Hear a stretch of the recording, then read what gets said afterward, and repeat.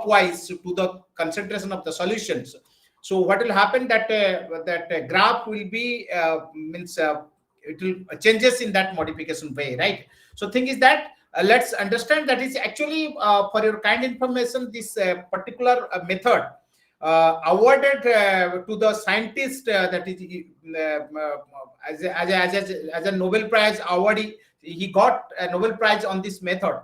So that is Jalsov Heresky in 1922. He was introduced the volumetric technique. After that, he received the Nobel Prize in 1952 for developing this technique of that mercury electrode, dropping of mercury electrode, which is known as the polarography. That it was working as a mercury electrode, dropping mercury electrode is working as an electrode. So where you can, that graph will be curve, that potential curve will be decreases or increases on the basis of that. So this is the just that mechanism part of that one. So in this topic, lots of things you have to, because this is an important method.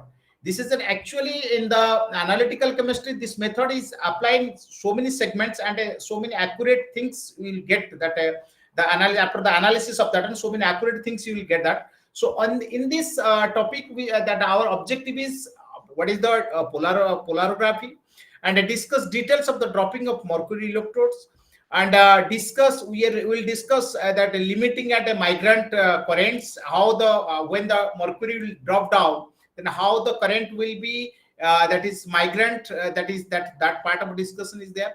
So discuss the diffusion and residual currents. So on the basis, actually when the mercury will drop down, the current flow, the current potential will be increases or decreases. On the basis of that, we have to discuss so many things. What are the factors affecting the diffusion of currents?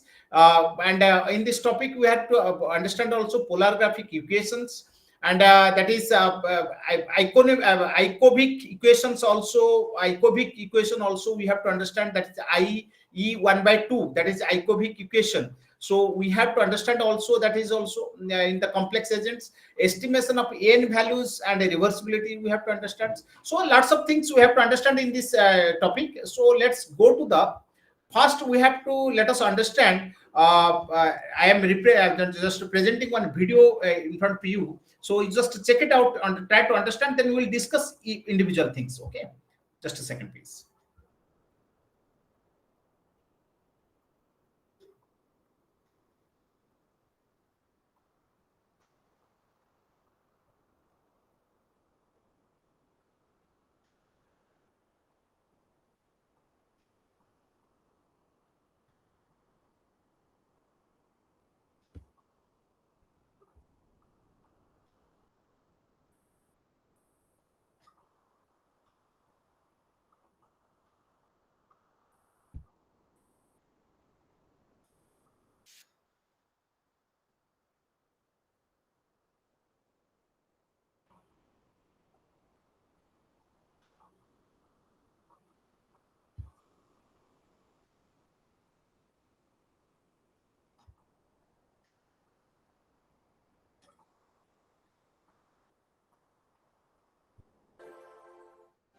Polarography. So my motto is you have Polarography is a to measurement see of the the current equipment, that how does flows in it a work solution first. as a function of an applied voltage. It was invented by Jaroslav Heveroski, who was for this invention awarded a Nobel Prize in 1959. Polarography is a subclass of voltammetry where the working electrode is a dropping mercury electrode that is used for continuously renewing the electrode surface. We usually use the terminology DME, dropping mercury electrode, that is known as DME, dropping mercury electrode. In your also its syllabus it is mentioned DME, so it is dropping mercury electrode. The specific characteristics of polarography are it involves two electrodes, a polarized electrode and a depolarized electrode. In this method, two electrodes are used. One is polarized electrode and second is non-polarized electrode. Two electrodes are in dropping mercury electrode we have to use. Okay, next. Which are used as working electrodes, and it is an incomplete electrolysis since only a small amount of analyte is consumed in the process. One more thing, this is an incomplete electrolysis. The the complete electrolysis will not be happened, as a little bit part of this, that is a particular that electron transport method is used here. So it is, that's just that is incomplete electrolysis. Our aim is to find out the unknown concentration of cadmium and zinc ions present in the given mixture. Apparatus: polarography equipment, standard solution of 1 millimolar cadmium sulfate, 1 milli. Suppose we have to find out how many ions. On the basis of ion calculation, we have to find out the mass of that substance. In the, suppose in this video right now you are watching that cadmium sulfate, CdSO4.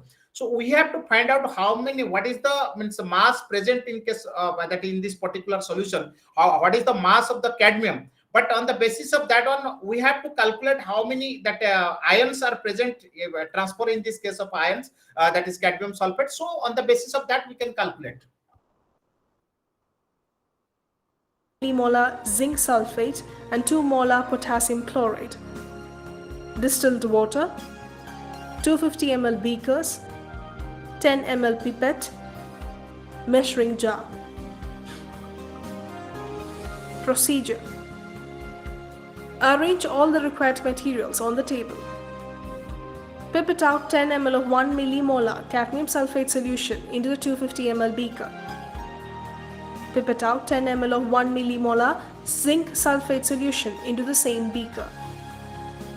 Take 50 ml of 2 molar potassium chloride into a measuring jar and pour this into the same beaker. Stir well the solution in the beaker using a glass rod. Now take a polarographic cell and pour the solution from the beaker into the cell. Place the cell into the cell resting holder and connect calomel electrode as reference electrodes and platinum electrodes as auxiliary electrode. Now fill mercury into the Tigan tube through the mercury reservoir bulb. Adjust the drop set and scan the sample. First enter the initial microvolt and scan microvolt and select the scan rate. Then choose the mode selection that you want, that is DC or sample DC. If offset is present, remove the offset current by pressing yes. After scanning, choose the print option to generate the corresponding results. From the printed results, we get the half-wave potential and average limiting diffusion current of cadmium and zinc ions in the given mixture.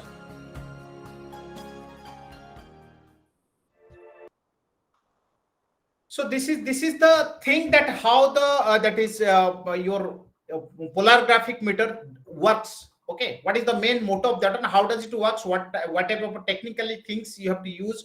How you'll do the practicals and all the things. Okay, but let us understand that the definition and all the things of polarography by watching another video also. Let's go to that one.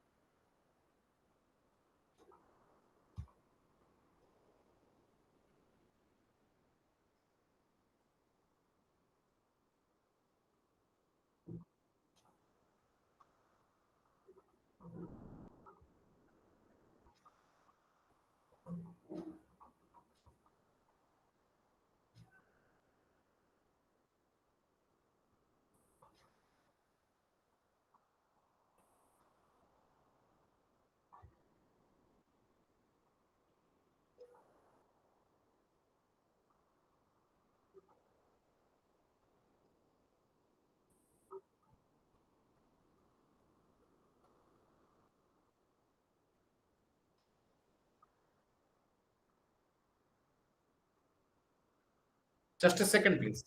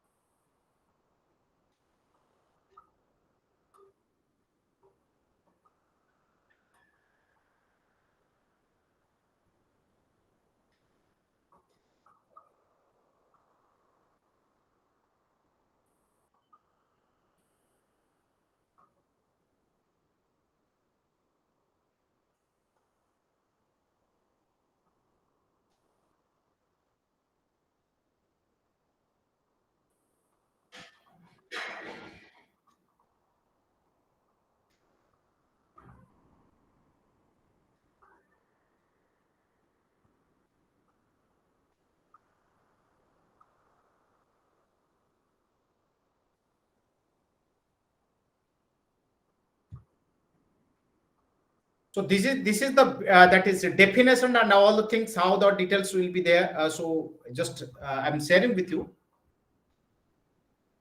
Qualitative அனாலிசிஸ்க்காகவும் ஒரு புதுசாக ஒரு டெக்னிக்கை கண்டுபிடிச்சார். அந்த டெக்னிக்கு பேர் தான் வந்து போலாரோகிராஃபி. இந்த போலாரோகிராஃபியில் வந்து கேத்தோடு இருக்கும் ப்ளஸ் ஆனோடு இருக்கும். கேத்தோடு அப்படிங்கிற கி அப்படிங்கிற ஒரு போத் குவான்டிட்டேட்டிவ்க்காகவும் qualitative Okay, just a second. This is not convenient ஒரு video. புதுசாக ஒரு டெக்னிக்கை கண்டுபிடிச்சார். Just a second. அந்த டெக்னிக்கு பேர்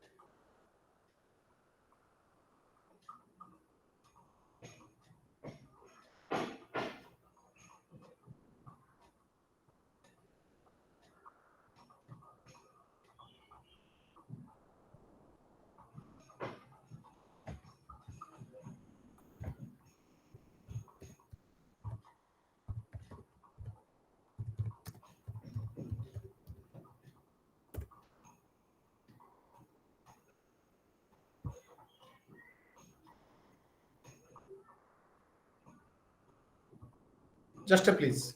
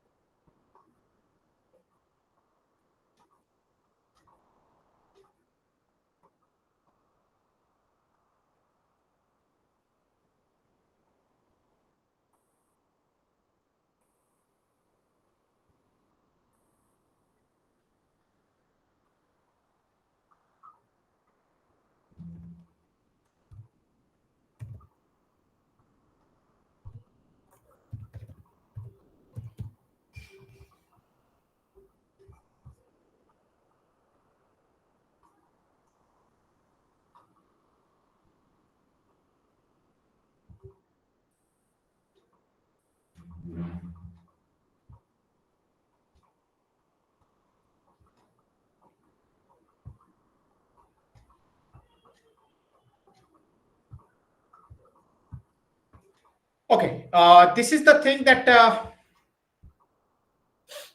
now on your screen, that is all the details about that polarography. So thing is that, so if we'll say that is polarography definition, so as it is in your syllabus, so polarography is an electrochemical method of analysis based on the measurement of the current flow resulting from the electrolysis of a solution at a polarizable microelectrode as a functional applied voltage. Okay, so this is actually that one electrolysis process, but it mild electrolysis. It is not complete electrolysis, where the mercury electrode is used as the that is for the measurement of the current, that how many ions are produced and how many ions are transferred, that is from ion mobility. So on the basis of that, we have to calculate this polarity of the substance. Okay, principle. So polarography is based upon the principle that gradually increased voltage is applied between two electrodes. Okay, when two electrodes are used, one reference and one is that is calomel as well as a mercury electrode, so that the voltage will gradually increase, then one of which is polarizable, dropping that is mercury electrode, where the that will be the polarizable electrode, and other is non-polarizable electrode, that is electrode, which is current, which, and the current flowing between these two electrode is recorded. Okay, then what will happen, that you have seen that thing in that particular experiment, the what video I have showed you initially. A sigmoid shape current voltage curve is often like this is sigmoid shape is there, so current voltage will be often from the which half that wave potential as well as diffusion current is calculated. Okay, so then that diffusion current is used for the determination of the concentration of substances, right? Then half wave potential is characterized of every elements. This is the that is principle which is based on that polarography.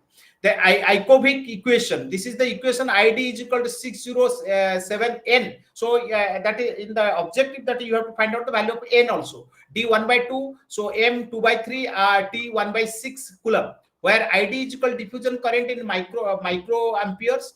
607 constant of the various numerical factors including Faraday's constant, and n is equal to number of electrons. Okay, that's number of electrons, which that is also essential. So this is a diffusion of a coefficient cm square, then second inverse. M is equal to weight of m is mentioned over. M is weight of mercury flowing via the capillary of mg into second that is inverse. T is equal to dropping of mercury in time, that is difference. C is a concentration in millimole per liter. Okay, the Icovic equation holds good for the drop time to vary between 2 to 8 seconds. Okay, that is the drop time is vary because when the mercury is you know that it is semi-liquid and in solid, that is a metal in semi-liquid condition. So the drop down time will be 8 to 10 seconds. It is varying of that. In order to accomplish this aim and objective, the following critical adjustments may be done carefully. So 2 to 8 second time difference is there. On the basis of that, the time difference you have to check it out, and the correction will be done. Length of a capillary. So measure this. If 2 to 8 seconds are there, you have to check that whether the length of capillary is where you have to load the that is mercury. So that is capillary length. What is the length of capillary? Then maneuvering of the mercury pressure in the bring to drop time within the range of the 2 to 8 seconds. There are 4 major governing factors that influence the Icovic equation. Both M and T that will factor influence. Okay, so M and T both shall change the dimension of the capillary. What is the dimension of capillary you are taking, that also be also be important. Then the height of the mercury column and must be maintained constantly at the drop time. Solely depends upon the applied pressure of the column for mercury and the tip of the DME. So that is and analyte of solution interface. So applied voltage of DME. So dropping mercury electrode, DME dropping mercury electrode assembly is responsible for the causing of the possible changes. Okay. So evidently that is also variations in temperature and viscosity must be minimum level. Because of that, these 4 factors you have to maintain to the that which influence the Icovic equation. So that's why this you have to be careful about these 4 points. So then definition, residual currents. So residual current that flows in the absence of the depolarizer. So that is called residual currents. So IR is equal to IF plus IC. That is the calculation point. So you know that IC is the condenser current, I condenser current, and IF is the Faraday current, F is the Faraday current, and IR is that residual currents. Okay. So migration currents, IM, that it is due to the migration of a cations from one ball to another of the solution towards the cathode due to the diffusion force. So that irrespective when the ions will move, so that is the diffusion means due to as it is what do you say, that solution is move towards the ions will move towards the that is cathode. Then there is a barricade means also that repulsive force will be acts over there. So that is called migrants of ions, IM. That is also you have to understand.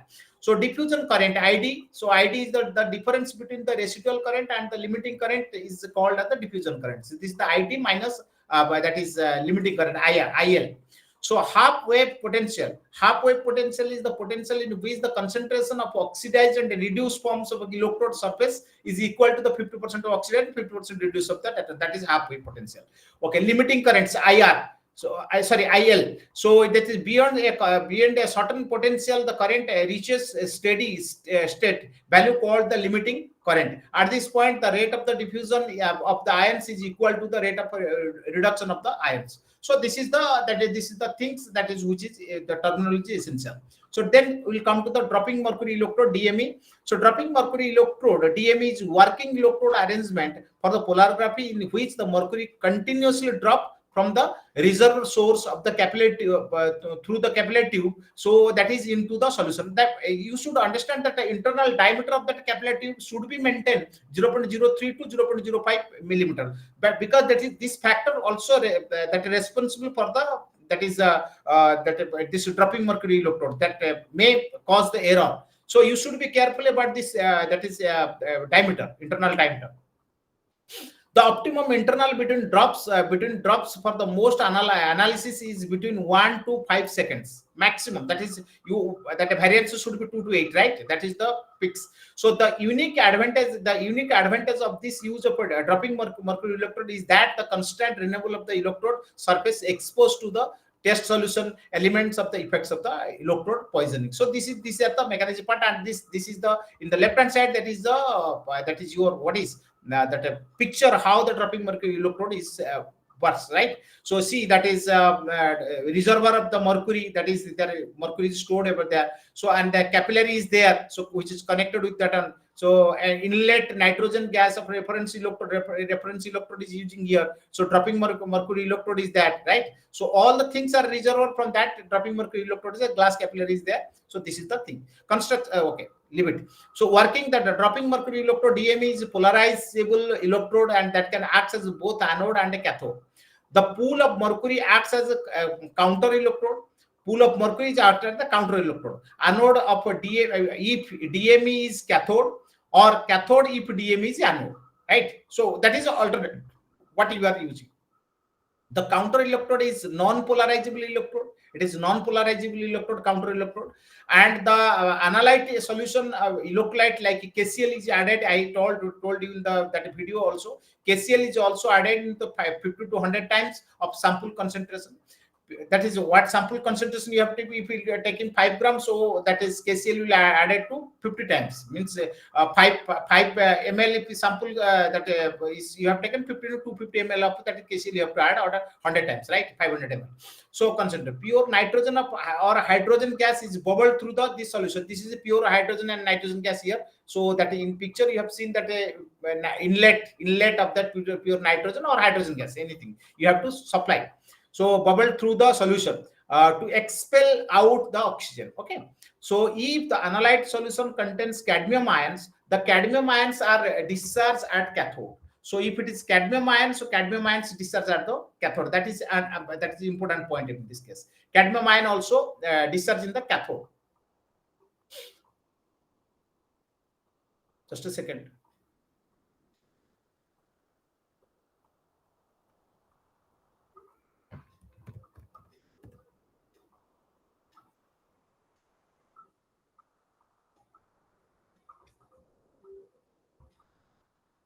Yes, are you there?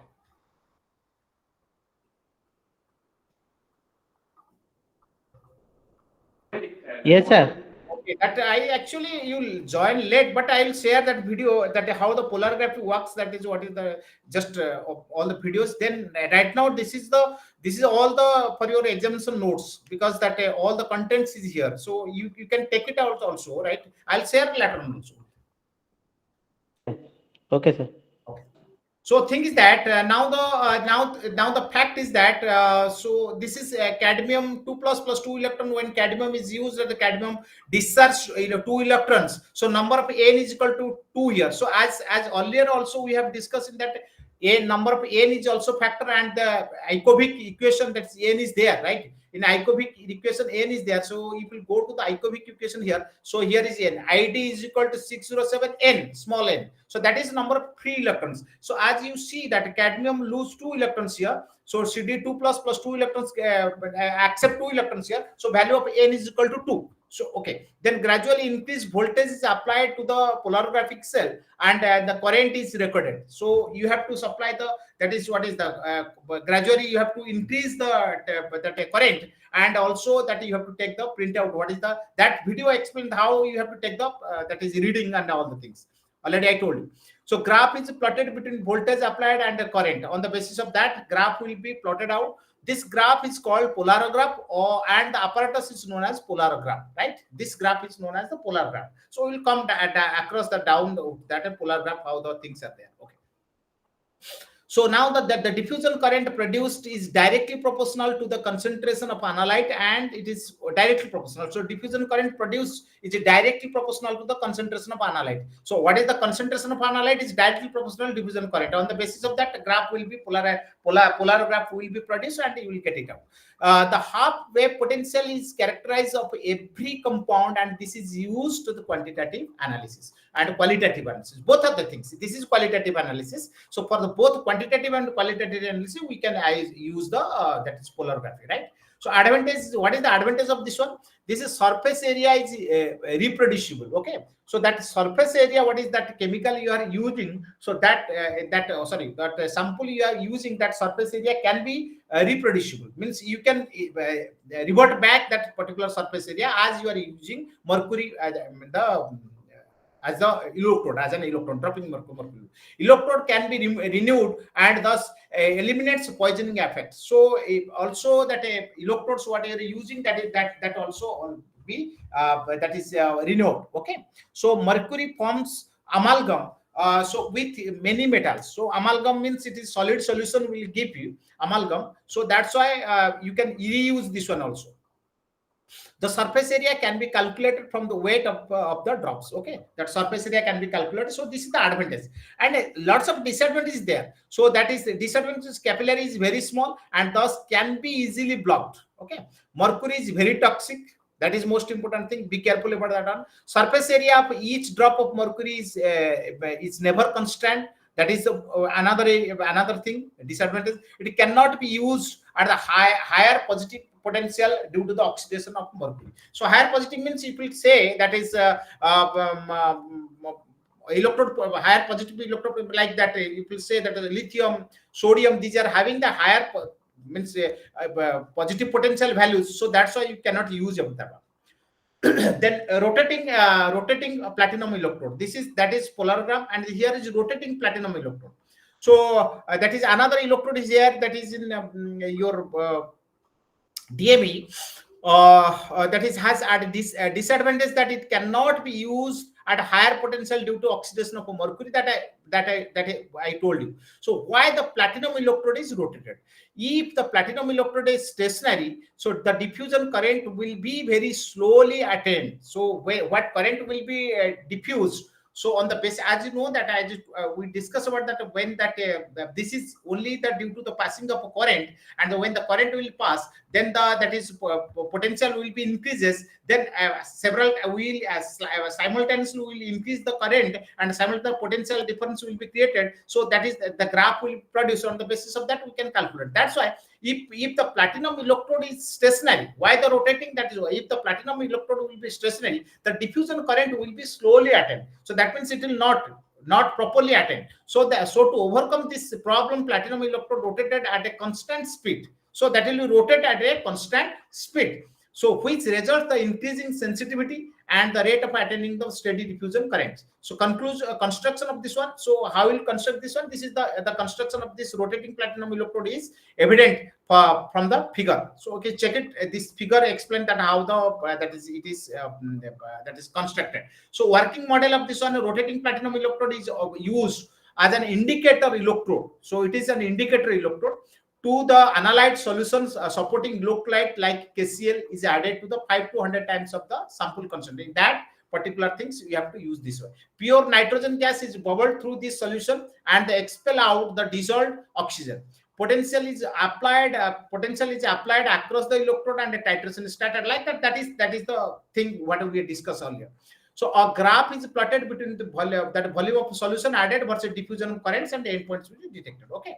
Then this part is another important part. So that is application of polarography. So for the qualitative analysis of this, it helps to characterization of the organic matter and the various metals interaction from halfway that potential of the current versus the voltage graph. This is the qualitative. Quantitative also, qualitative analysis also. This is actually quantitative, not qualitative. Polarography is used to determine the concentration of the drugs, metals, ions, and also in the given samples. So determination of inorganic compounds. Polarography is used to determine the determination of the cations and anions in the presence of the interfering ions. Determination of organic compounds. Polarography is also determination of the structure, quantitative analysis, and mixture of the organic compounds. Estimation of the dissolved oxygen. Amount of oxygen dissolved in the aqueous solution for the organic solvent and calculated by the help of polarography. So last and most that vastly used of this application of polarography is the pharmaceutical industry. So pharmaceutical application, tetracycline, antibiotics, sulfonamides can be analyzed by the polarography. So this is the things. So that how the polarography is used and what is the objectives of the polarography. So almost that we have discussed about the polarography. Let me to check it out your syllabus. Just a second, please.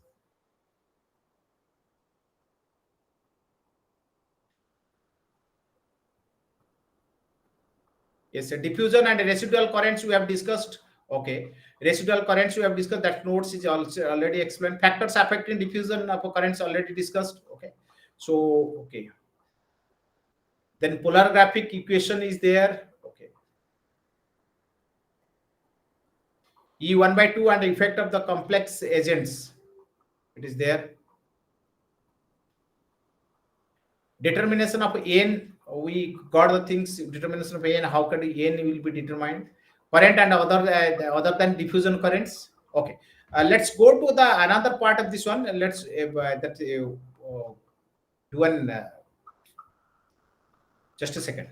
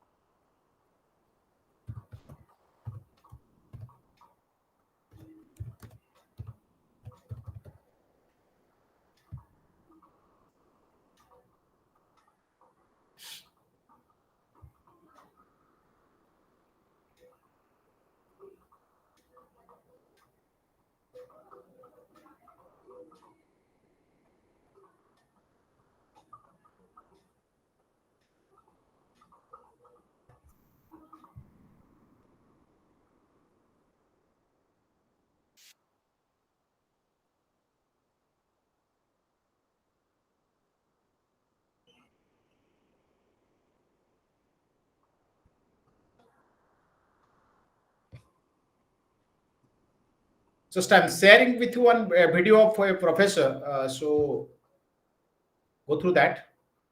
You'll understand the things.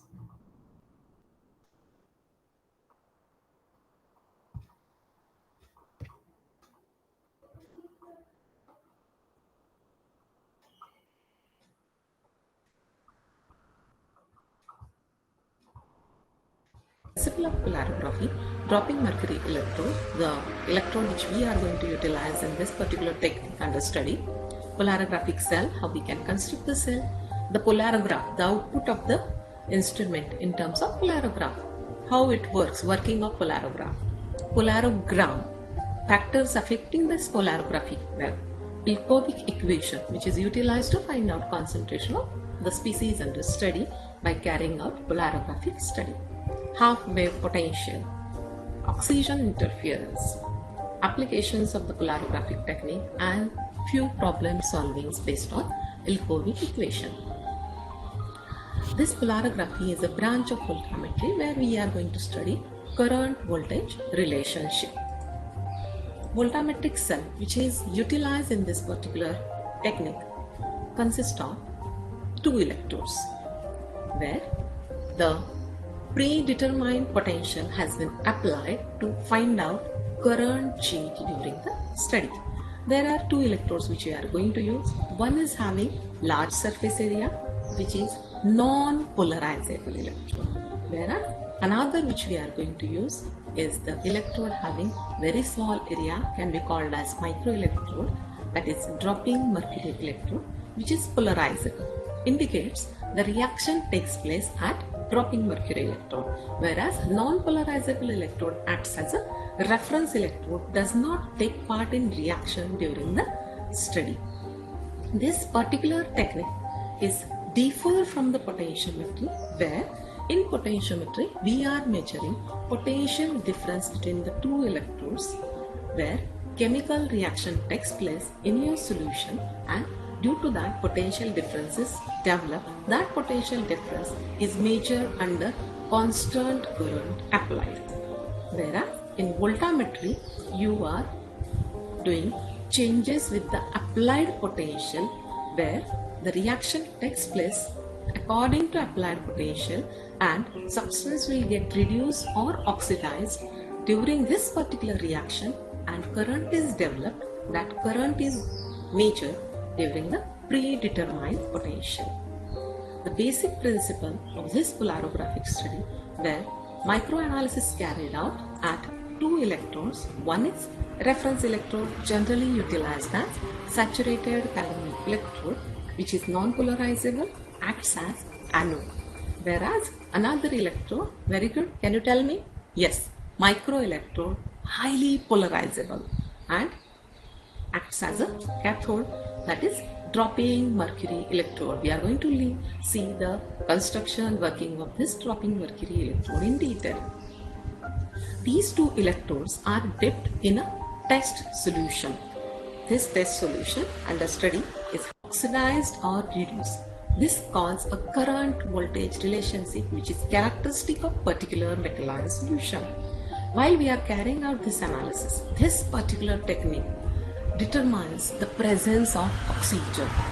Hence, if dissolved oxygen is there, it definitely interferes during our study. So we have to take the precaution that dissolved oxygen is removed by purging N2 gas. We have to bubble out nitrogen gas before estimation.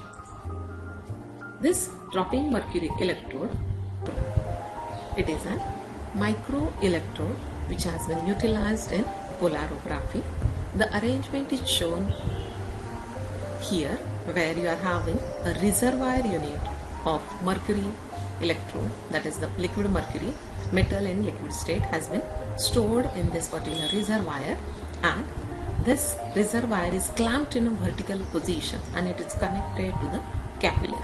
Now this capillary is being inserted in mercury and another part of the capillary has been dipped in your solution which is under study. The length of the capillary and diameter of the capillary determines the drops of the mercury produced during this particular process in study, which interact with your salt solution. The lifetime of this drop is 3 to 6 seconds. The reproducibility of the result during the process depends upon the constant and vertical position of this particular reservoir and width, diameter and the size of the capillary tube during the measurement. This dropping mercury electrode is very active. The surface of the area of the it is continuously renewed and reproducible.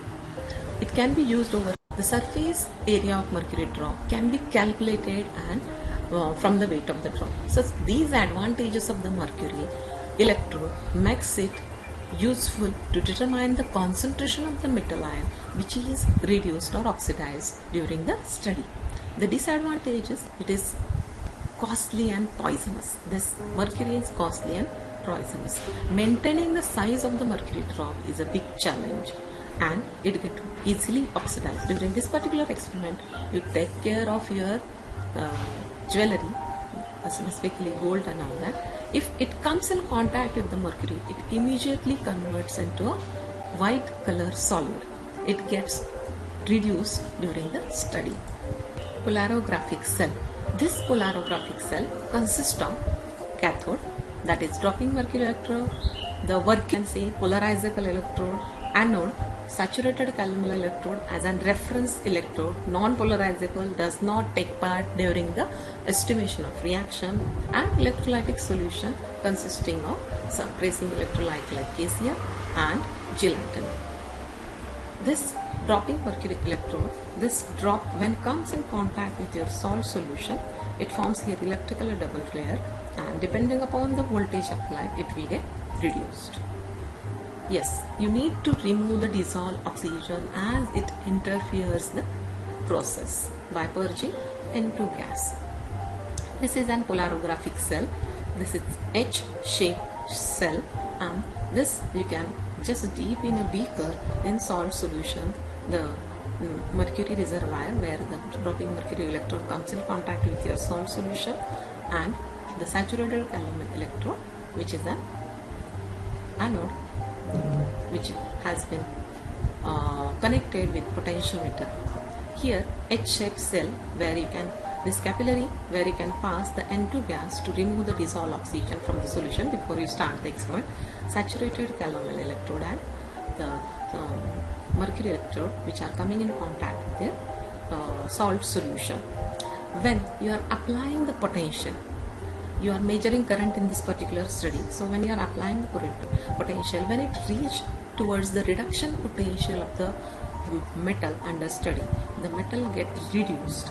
The M2 plus, the charge will get reduced to metal 2 plus by accepting electron. So here reaction has been shown that metal, when it reaches to the reduction potential, it get reduced and develop the current, like cadmium get reduced and develop the current.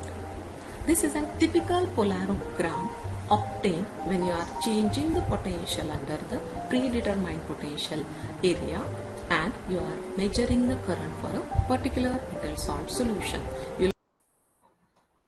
Actually, this graph is most important. To study this graph, it's most important. As you know that that is residual current is there, half of potential, half wave potential is there, and a limiting current is there. So try to understand this graph. Okay. Will obtain this polarogram. This polarogram you can convert or bifurcate into 3 different areas. And this is the ideal polarogram I have tried to show over here, where current applied relationship will show you in these 3 steps. First step, that is the first part of the curve, is AB. This is residual current. You have yet not started applied potential, still some amount of current is produced. This is due to the impurities present or whatever supporting electrolyte you are adding. So your curve never start from 0, actually some above 0. This is residual current produced due to impurities. This part of the curve, very important, BC. This is diffusion current. It develops the current where the substance or the metal solution get reduced. Metal ion is being reduced and it produces the current under the reduction, that is the diffusion current. And the last part of the polarogram, that is the limiting current, CD, where no increase in current, it shows plateau under increase in applied voltage. So difference between limiting current and residual current is here the value of diffusion current. When you bifurcate, when you make the half the diffusion current, you will get the half wave potential of your salt solution. So you gather the information from this polarogram that you know the value of ID, you can find out the value of E half.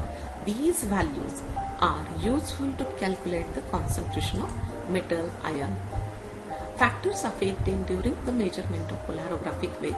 Definitely residual current is a combination of condenser current and Faraday current. Residual current is obtained by, we have seen just now, I told you, by addition of supporting electrolyte or impurities which will get reduced and obtain some current during the study. This condenser current is due to continuous charging of the mercury drop under the applied voltage.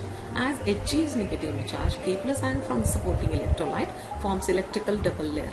This effect is charging up of the condenser. When drop forms and new drop comes in contact with the solution, it requires some charging up of the condenser. That is the condenser current. And second, which contributes to the residual current, is the Faraday current, which we can call it as a current developed due to the impurities at electrode. Supporting electrolyte, we are adding, I told you, we are adding supporting electrolyte as KCl.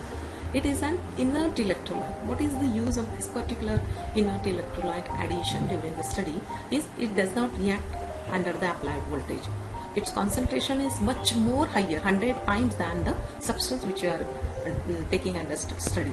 So what is the role of KCl over here is, it carries almost all current. It gets reduced only at high voltage. It does not interfere during the study, but it is useful to carry the current. When you are carrying out this particular experiment under this condition of electroactive species, so during the substance will get reduced.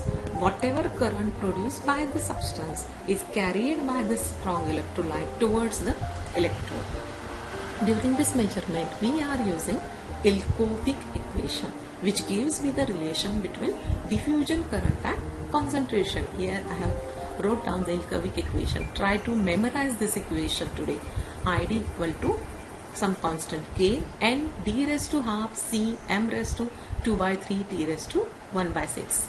Okay, this single equation is useful to find out concentration of metal ion under the study if we know all these parameters. ID, that is the diffusion current, which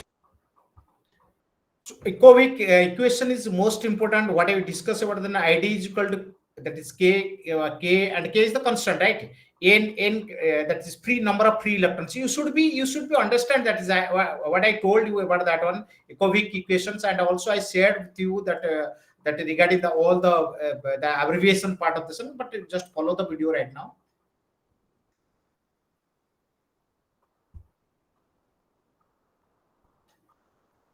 we can get from the polarity graph. K is some constant.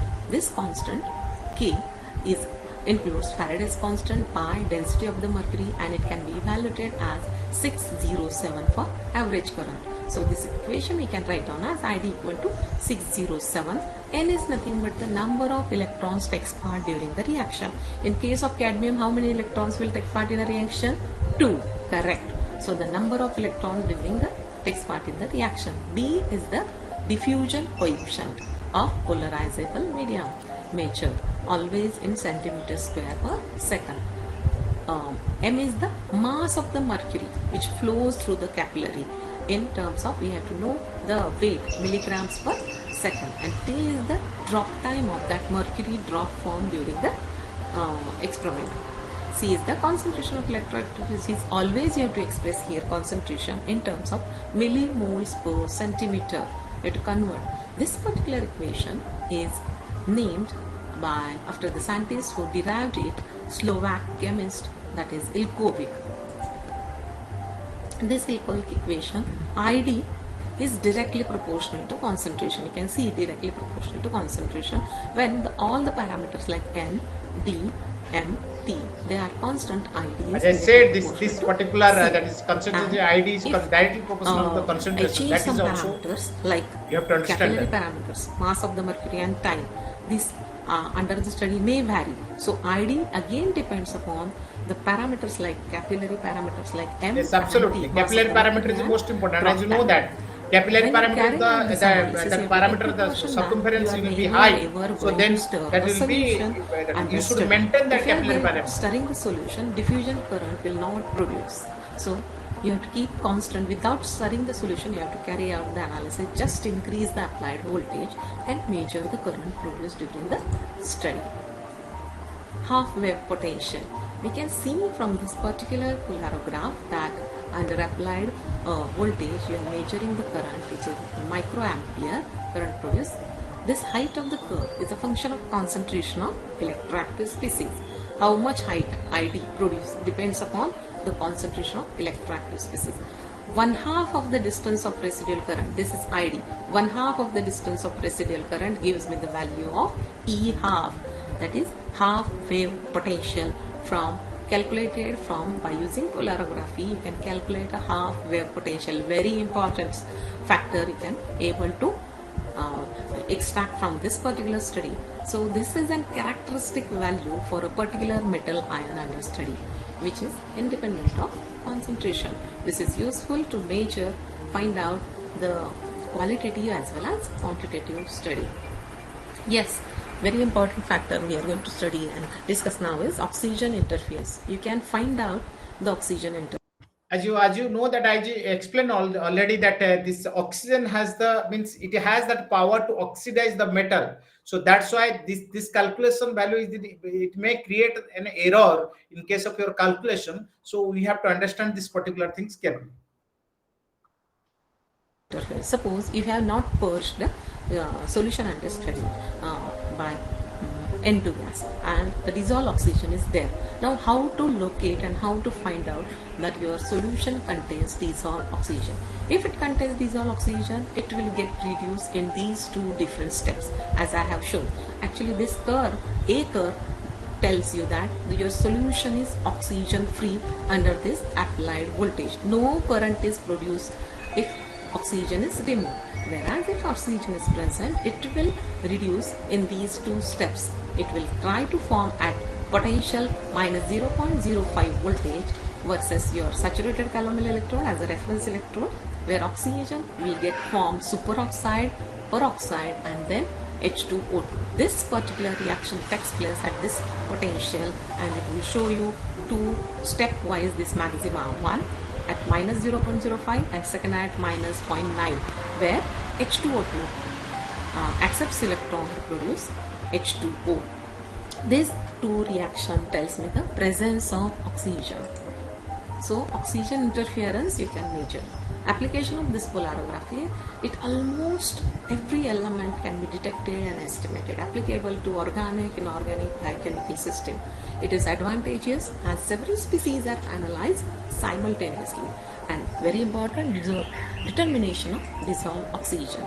So qualitative analysis we can do by finding out E half potential, which is characteristic for particular material, and quantitative analysis we can carry out by using Ilkovic equation.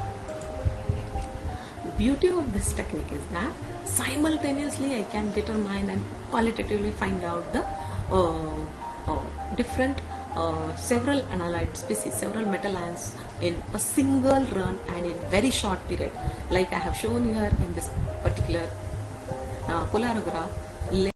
So in this, actually, this method can help you to find out that it's a very good method. That's why the scientist got the Nobel Prize on this method. So in this method, simultaneously in one process as we are looking at that, your lead, cadmium, zinc, nickel, cobalt, all the concentrations means that ions and mass you can calculate on the basis of this polarography. So that's why a single step can calculate. So hence that any kind of a solution contain multiple that is metallic ion. So we can use this polargraphing method to calculate what is the amount of quantitative or qualitative analysis. So that is the most important method. That's why the scientist got that Nobel Prize.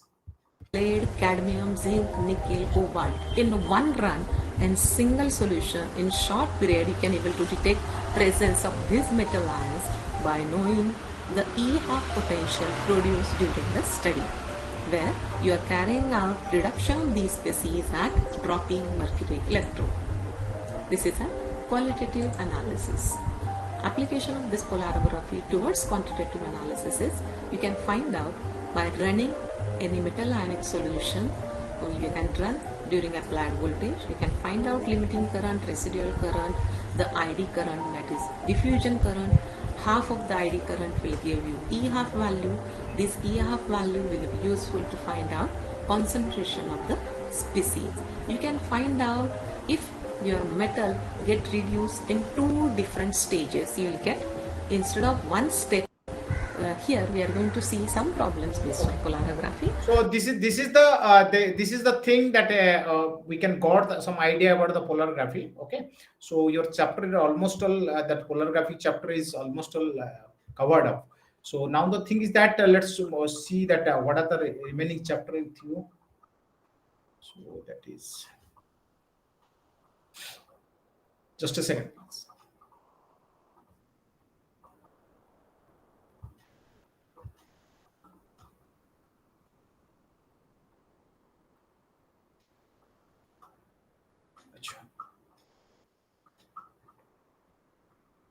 Okay. Now we'll check it out with the amperometric that is titration. Okay, amperometric titrations. Okay, just a second, please. Let's understand what is amperometric titration.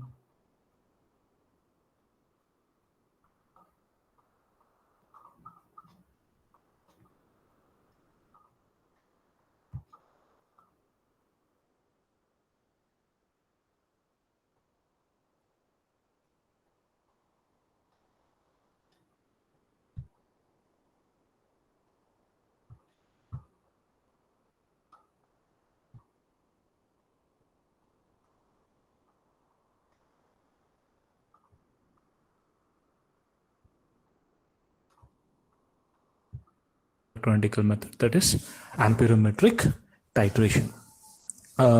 So what is this amperometric titrations, or what you call as amperometry? So amperometry refers to the measurement of current under a constant applied voltage. So the voltage what you apply is constant, means it's a constant potential you apply, and at that potential what is the current change that is being measured here, right? So when you do a volumetric titration kind of thing using this particular amperometric method, it is called as an amperometric titration. That is, at a fixed potential in the limiting current region, the current is measured as a function of the reagent volume.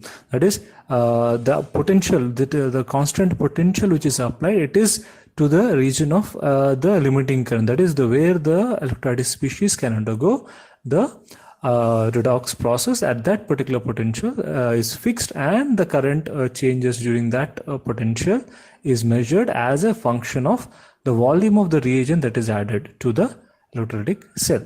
So another technique in that is called as an hydrodynamic voltammetry is used in this, which is used to estimate the equivalence point. That is where the number of moles of one reagent to the analyte is say equivalent. That is called as the equivalence point. So equivalence point of titration is measured, but the condition is that any one of the participant in the titration process, that is either the reagent or the analyte which is used or the product form, should undergo an oxidation or reduction process at the working electrode.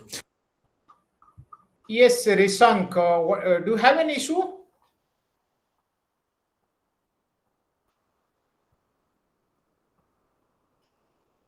Sorry, sir, it was by mistake. Oh, no problem, not an issue. If any of the participating reagent or the analyte or the product is not undergoing any kind of redox process at the working electrode, then there cannot be, then that cannot be used for an Just a second. amperometric This is some titration kind of thing. that is fact is there.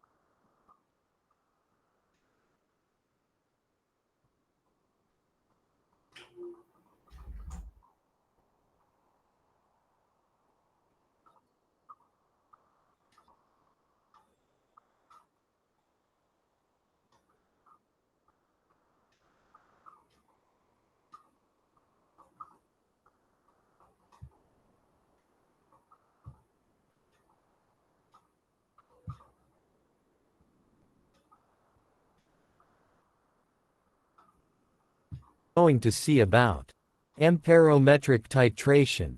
Let's go.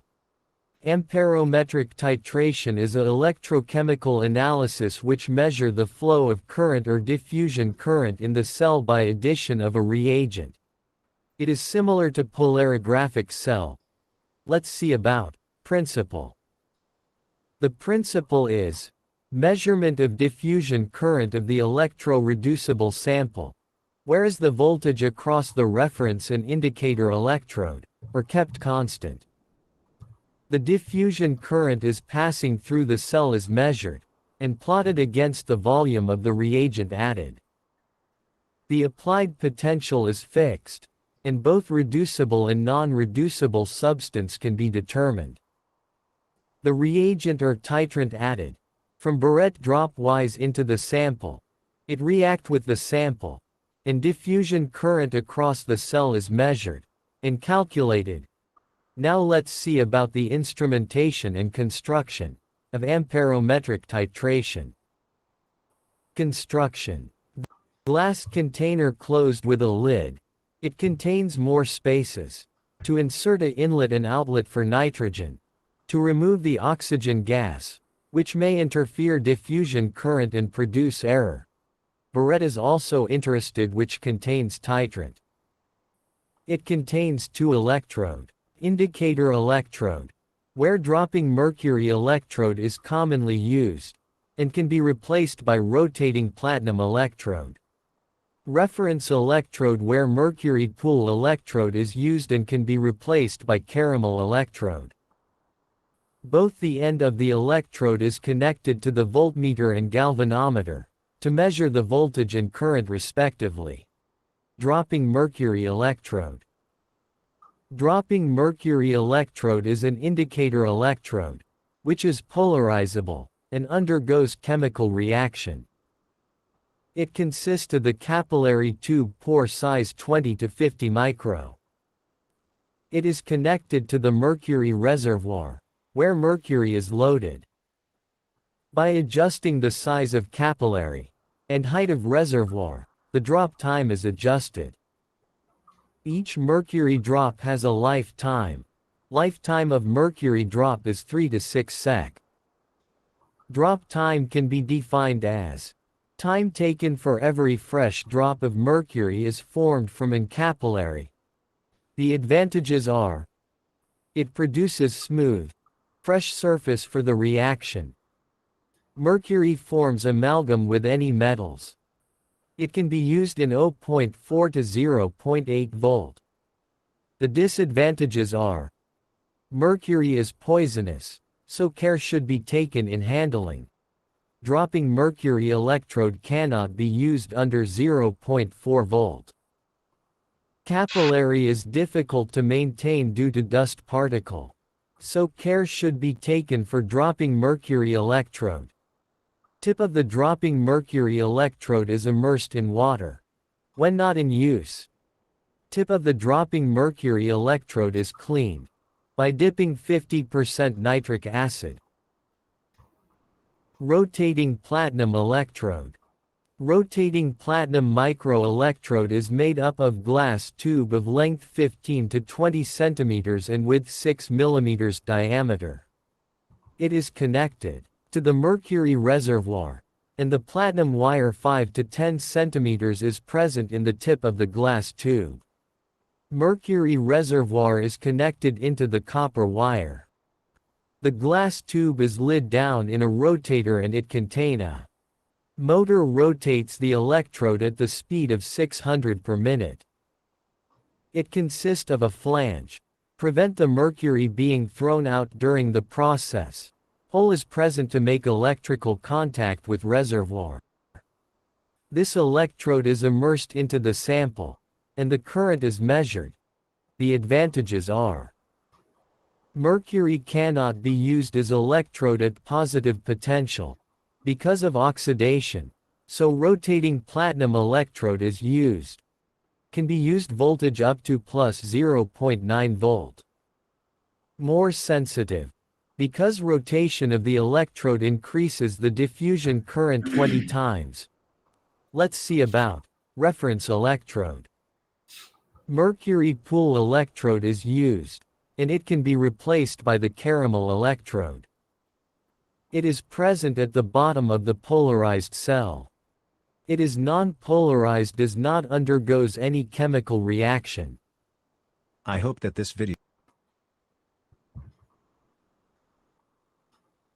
So that is polarography titration as well as amperometric titration. Both are similar type, and all the things. So you have to understand all the detailed facts and all the things. Okay, next we will go to that. Next, your unit is thermogravimetric analysis. Okay, let's see let's understand the thermogravimetric.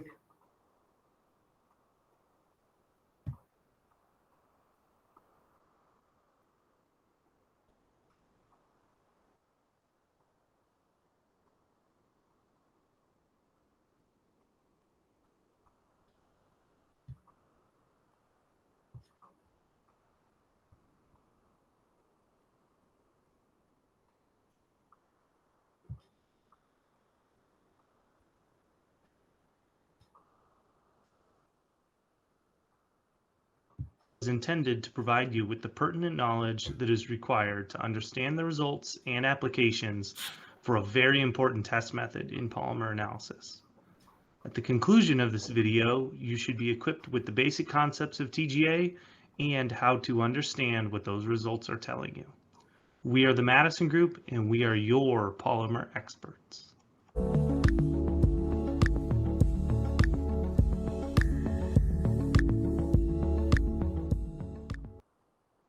In this video, we will be covering what a TGA is and the very basics of how the equipment functions.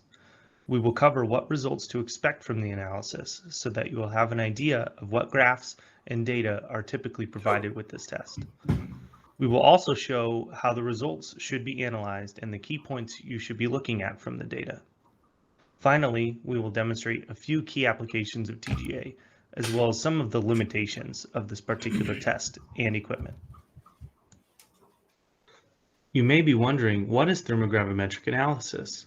TGA is a thermoanalytical technique that measures the weight changes of a sample at a given time and temperature.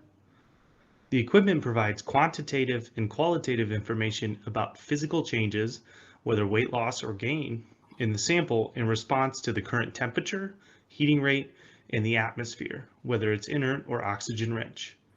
TGA can quantify the major constituents of a material, study decomposition and thermal stability, and be used as a secondary means of material identification. This is a thermogravimetric analyzer. At its most basic, a TGA subjects a relatively small sample of material to a temperature and atmosphere and measures the weight changes of the sample. While there are many different experiments that can be ran, the most common TGA experiment involves heating the sample to a high temperature so that the organic matter of the sample decomposes. For analysis, the sample is placed onto a hanging pan that is measured by a balance and then situated in a sealed furnace with a thermocouple that measures temperature. A common TGA experiment involves heating the sample at a specific rate, for example, 20 degrees C per minute up to a given temperature. During this experiment, called a heating ramp, the weight of the sample in the pan and the temperature inside the furnace are recorded multiple times per second. This allows the equipment to record both changes in the weight of the sample and the rate of those weight changes as a function of time or temperature. Additionally, the atmosphere inside the furnace is controlled so that it is inert or oxygen-rich.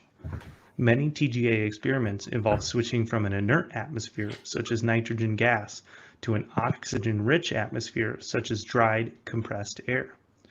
The reasons for having an inert or oxygen-rich atmosphere will be discussed in the applications section. This is a typical graph that is outputted from a TGA test of a polymeric material. This graph is plotted with temperature on the horizontal axis, although some analysts prefer to plot TGA results with respect to time. The percentage of the original weight remaining of the sample, called the weight percent curve, is plotted on the vertical axis. Additionally, the derivative curve of the weight percent with respect to temperature is also plotted, with its scale shown on the right vertical axis. On the graph, we see that this experiment involved heating the sample to 650 degrees C in an inert nitrogen atmosphere, then cooling the sample to 500 degrees C in nitrogen, and finally switching to an oxygen-rich air atmosphere and heating the sample to 800 degrees C. The rate of heating in both the nitrogen and air atmospheres was performed at 20 degrees C per minute, which is a typical heating rate for TGA. A single point on the weight percent curve will tell you how much of the percentage of the sample weight remains on the pan at that given temperature.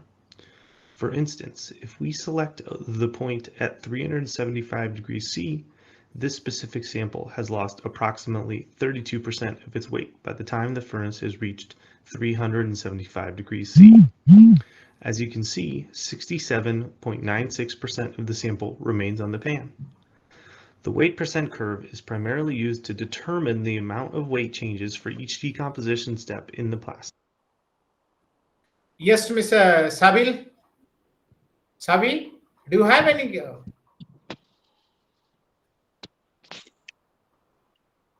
Hello. Hello. Yeah, tell me. That is yes, absolutely. There is a WhatsApp group.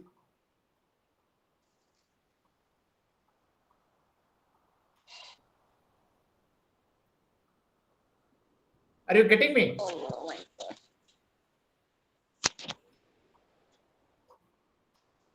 Hello.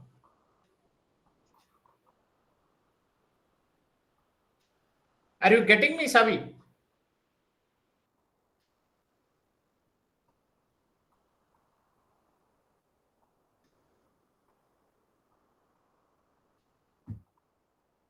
Okay.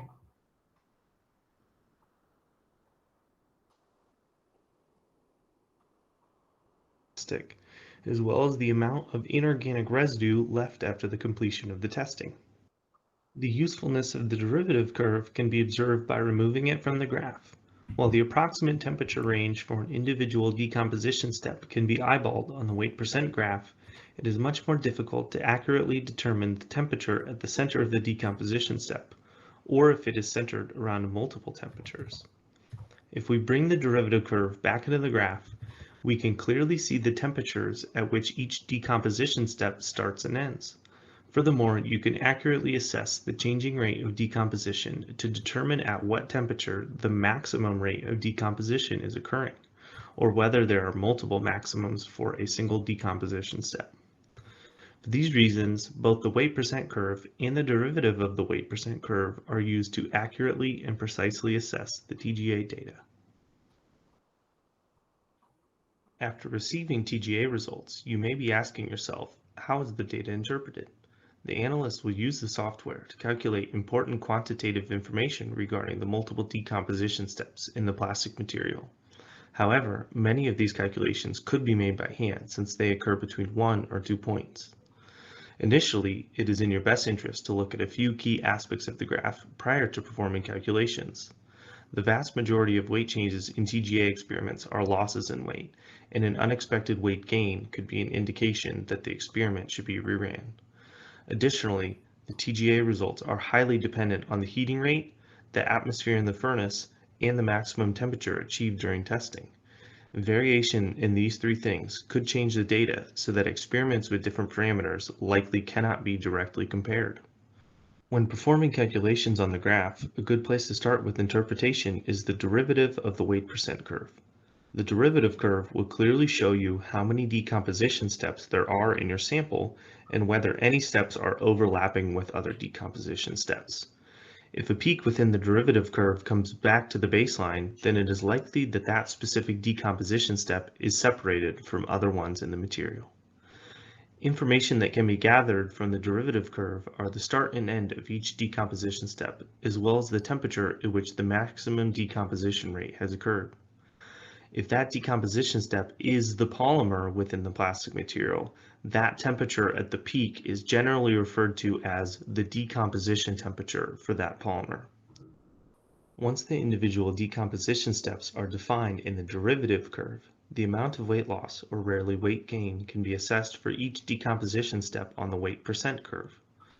One point will be selected prior to the weight loss, and one point will be selected after the weight loss. The difference in weight percent between the starting and ending points is the weight change for that particular decomposition step. Furthermore, the percentage of material that is left on the pan after completion of the experiment is referred to as the residue for that sample. The residue is calculated by selecting a single point after all decomposition steps have completed. The residue can include fillers such as talc or calcium carbonate, reinforcements such as glass fiber, char that is formed during decomposition of the polymer, as well as any trace inorganic elements in the plastic material. Finally, the amount of water vapor and other volatiles can be calculated by selecting the range of temperatures prior to any decomposition in the plastic material. Once the desired data is collected from the TGA graph, only half the work is completed. The individual decomposition steps still need to be associated with the different parts of the plastic material. For this reason, TGA is typically ran in conjunction with other material identification tests, such as DSC or FTIR. Furthermore, it takes an experienced analyst to use the information gathered from a TGA curve for correct identification of what each weight loss represents. One of the primary uses of TGA is quantification of the individual formulation constituents of a plastic material. Plastic materials can be solely comprised of a single polymer. However, many different plastic materials also contain plasticizers, fillers, reinforcements such as glass fibers, colorant, and/or other formulation constituents. Here's an example of a basic reverse engineering of a material. While the material was known to contain a filler, it was unknown the amount of filler in the material. Decomposition of the base polymer occurred around 475 degrees C in nitrogen. Upon switching to an oxygen-rich air atmosphere, there were no further decompositions present in the material. The residue left upon completion of the experiment was 39.11% of the material weight. This showed that the material contained a nominal filler content of approximately 40%. While quantification of constituents can be used for reverse engineering of a plastic material, it is also very beneficial for comparison between parts or lots of the same material. Say a series of fiber-reinforced parts are experiencing failure in the field.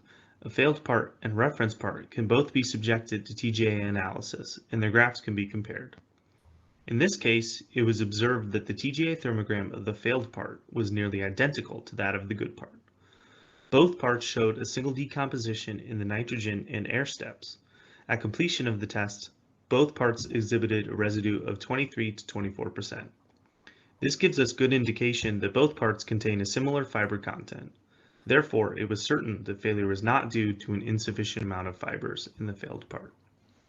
Another use of TGA is assessment of the thermal stability of polymers. Here's a graph showing multiple different polymers ran on a TGA with identical parameters. As you can see, both the onset of decomposition, the decomposition temperature, and the decomposition profile of the different materials vary greatly. The PVC material shows an onset of decomposition almost 400 degrees C earlier than peak. While this can be useful to assess thermal stability, one must also keep in mind that degradation will occur significantly before decomposition in most polymers. Additionally, comparing the thermal stability of molded components from the same material can be useful in assessing compositional changes between the parts, such as molecular degradation or material contamination. In this example, molded polyacetal parts were exhibiting decreased mechanical performance in the field. DSC testing was performed, and there were very little differences observed in the melting behaviors of the failed part, new part, and the resin. However, when subjected to TGA testing, there were significant changes in the thermal stability between the failed and new parts and the molding resin. As you can see, there was a significant downward shift in the thermal stability of the failed and new parts compared to the resin. The onset of decomposition for the failed and new parts occurred over 30 degrees C before the resin. This confirmed that a molecular change had occurred in both the failed and new parts in the form of molecular degradation. While TGA is a very powerful technique to quantify the parts of a material, there are some limitations of the technique that should be addressed. Primarily, it should be understood that TGA curves are not fingerprint curves. When ran with different parameters, the general shape of the curves will change. This is because the events that occur in a TGA are kinetic in nature.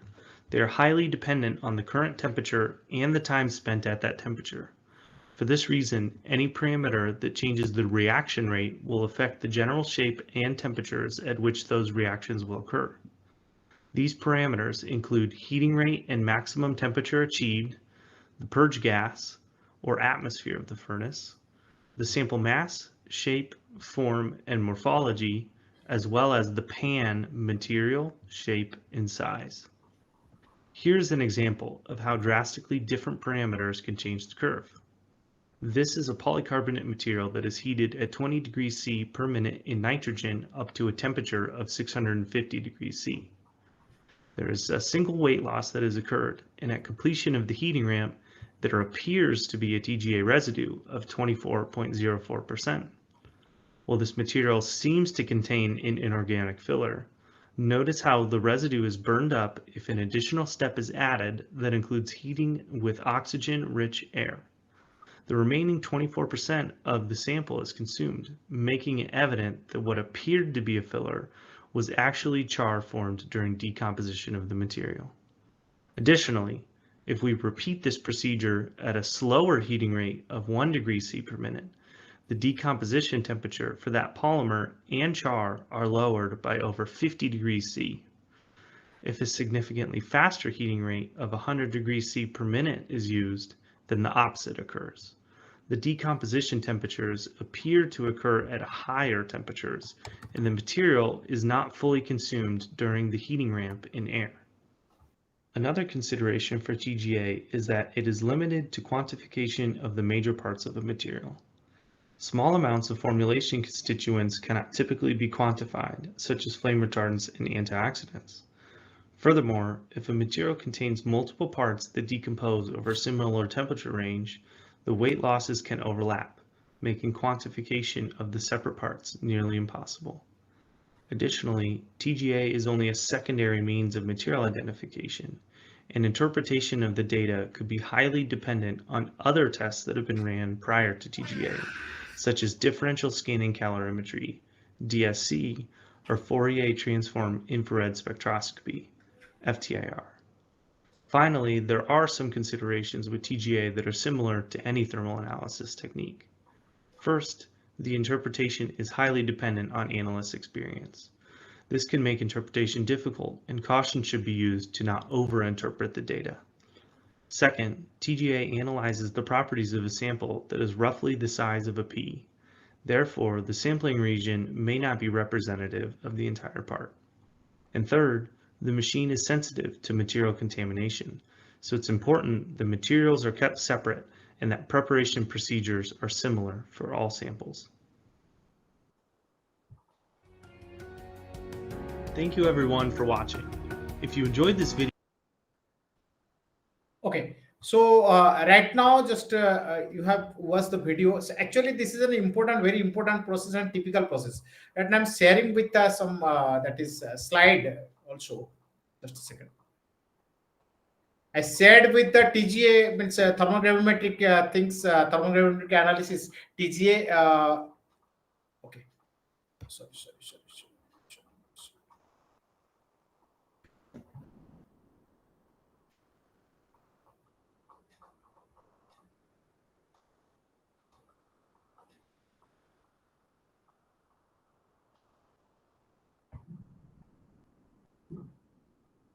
Just a second, please. I'm just sharing with you that is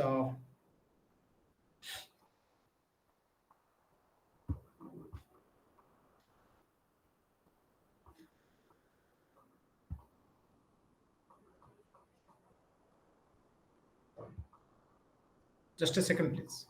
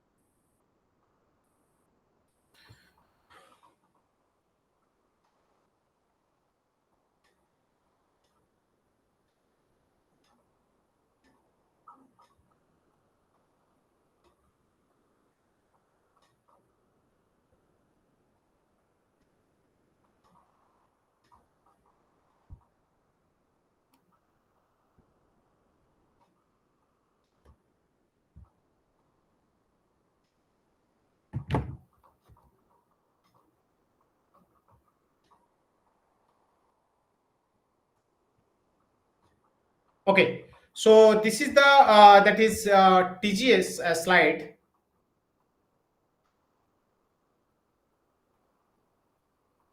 This is the TGS slide, and that is as you have gone through this video. So now the slide is there in front of you.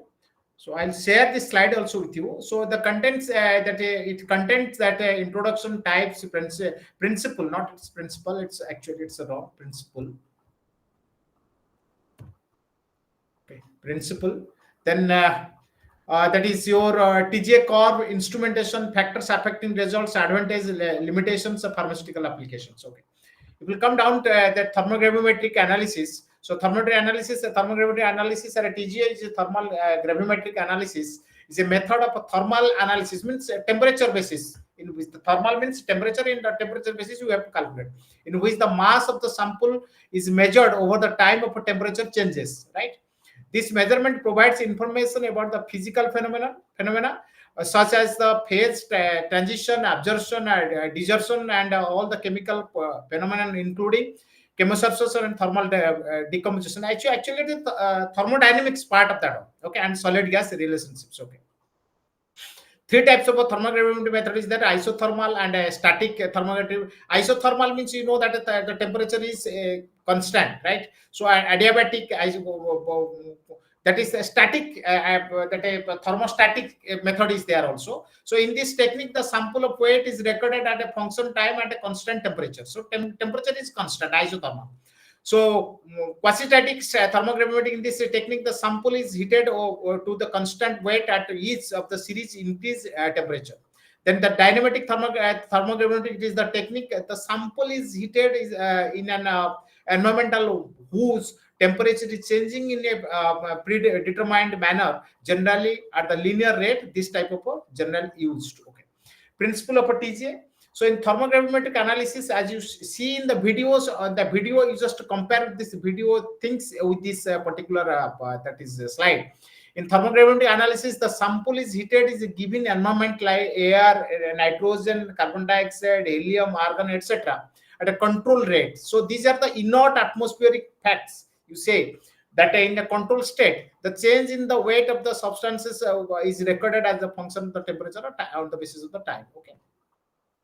The temperature is increased at a constant rate of a known, and the thing is that when you provide this temperature, time to time temperature will be changes. So thing is that that the temperature changes time to time, and the thing is that on the basis of that increase when the amount of temperature increased, so at a constant rate of the known initial weight of the substance, and the changes in the weight are recorded as the function of the that when you pass the temperature, then that evaporation will start. So it is a thermodynamic process. It will be absorption, desorption, what are the facts will be associated with this one. So recorded the function of the temperature and a different time of interval. So this plot of weight, a change against the temperature is called thermogravimetric or thermogram, right? So this is the basic of principle of a TGA.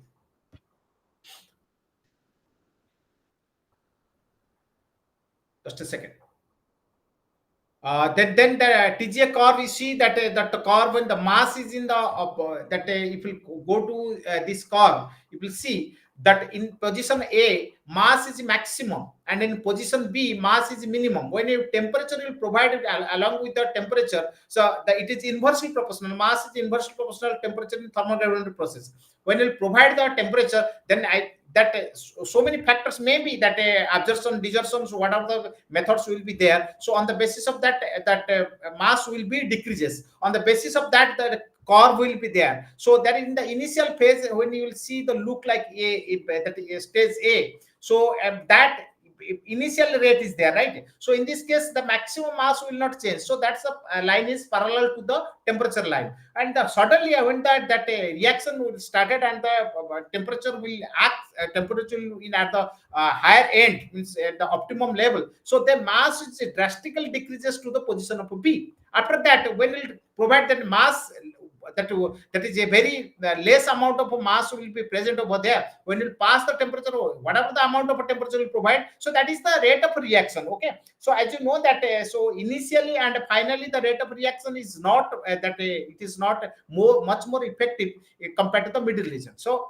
when the middle region means surface area as well as that factors, here is the temperature is a factor. On the basis of that, when temperature is more, that reactivity part of that particular substance will be high. On the basis of that, that's why the curve lines is drop down straight to the position of P. After that, mass will be minimum. Then how much temperature will provide, that will no effect. So this is the Ti to Tf, means T initial temperature and final temperature is written. So that area curve should be calculated on the basis of that. Then this is the thing that a TGA curve, I explained that one. So from the TGA curve of AgNO3, it will go down to the TGA curve of AgNO3 silver nitrate. So then what will happen in this case? See, in this case, what will happen? Let me to zoom this one. Okay.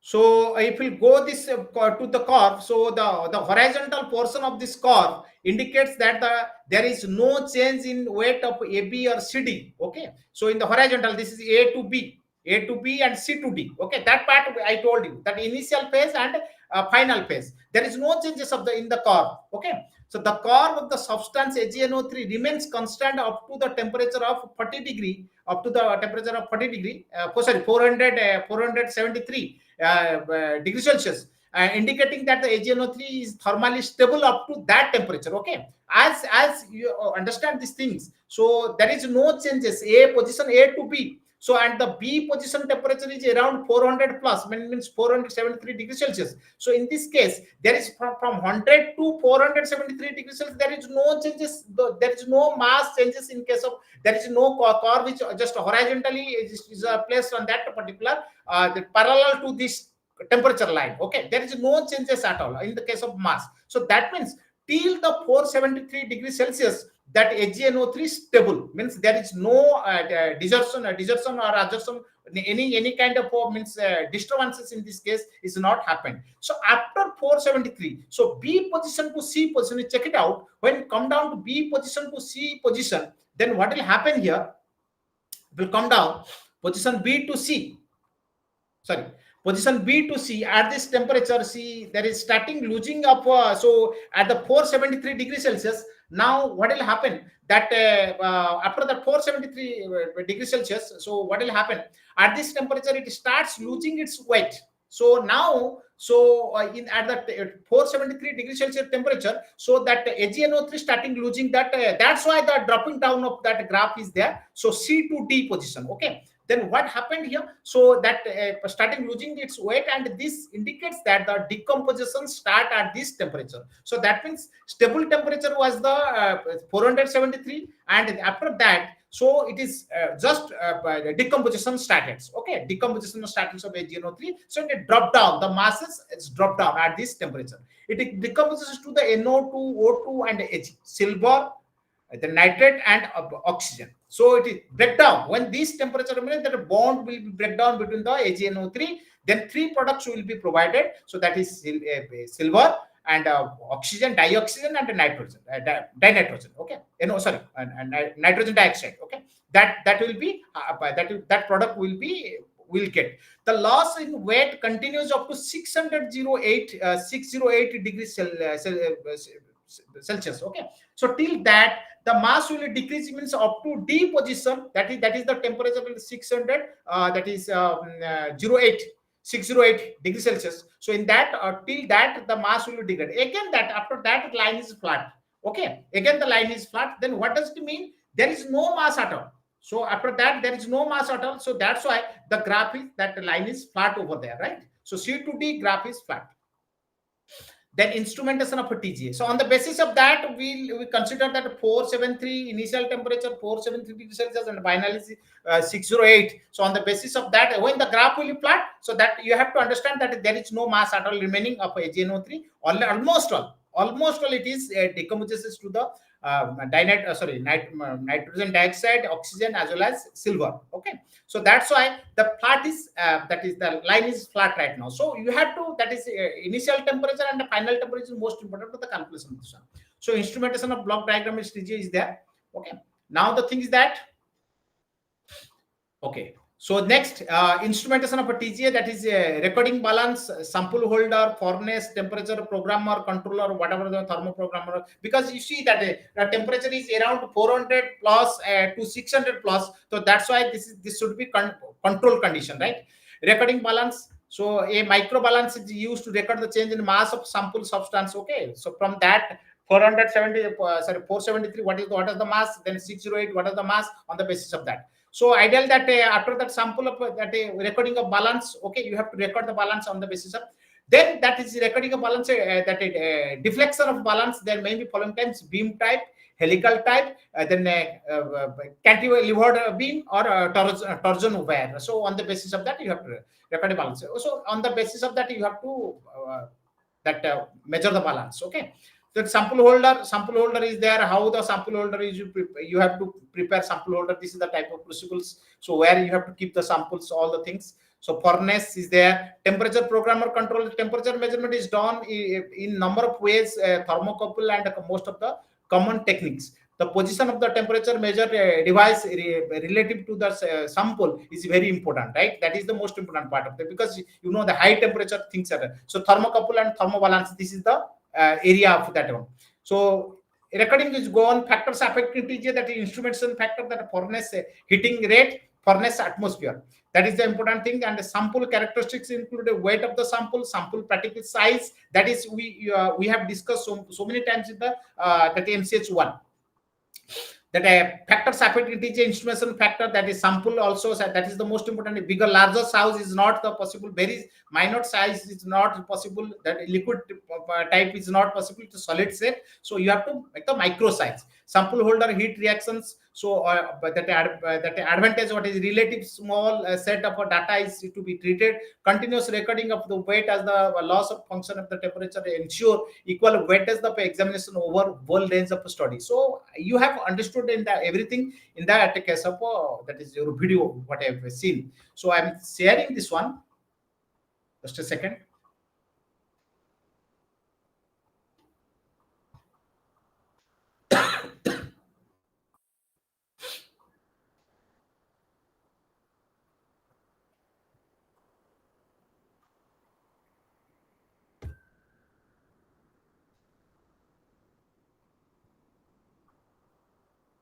Okay.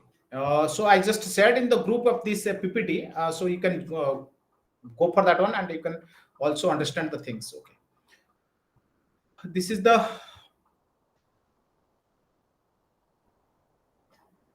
okay. So almost all thermogravity is over.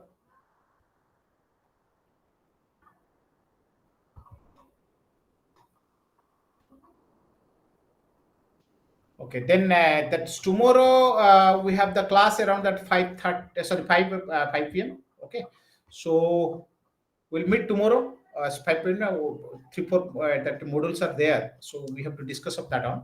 Okay, thank you very much for your time.